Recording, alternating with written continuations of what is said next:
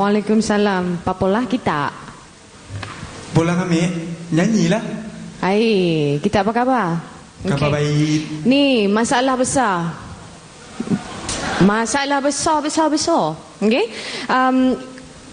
Rizal ada pitching problem tadi dari mula sampai sekarang, sampai habis lagu yang ni agak mengecewakan lah. Ya, tak tahu apa, what's your problem? Sepatutnya dari tadi sampai your turn atau yang sebelumnya, yang semua juga yang lain ada advantage. Kak Ji, Abang Hatan, Kak Oji dah banyak bagi tips, advice, ya, nasihat yang boleh dipergunakan, but you didn't use it. I'm sorry to say.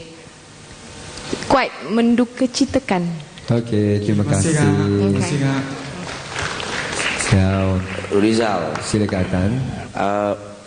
awak sepatutnya lebih relax. Tapi awak tension sangat. Kenapa awak tension? Bila awak tension, awak tak boleh throw awaknya vokal, jadi awak stiff macam itu, macam tegak macam tu kan. Dia macam awak macam tak tahu apa nak buat tau. Awak mengadap je kat situ, buat apa? Kan tadi macam Ji cakap, kita dah banyak cakap. Jadi flat-flat tu nanti semua orang kebanyakannya flat lah malam ni. Jadi awak semua balik belajar lagi lah yang flat-flat tu kan. Jangan minggu depan jangan flat Sepahang pula. Okey, terima kasih Hatan. Okey, Fauziah Ahmad Daud, silakan. Ya, Waalaikumsalam Rizal. Tetapi sebaliknya saya suka melihat persembahan awak, dek.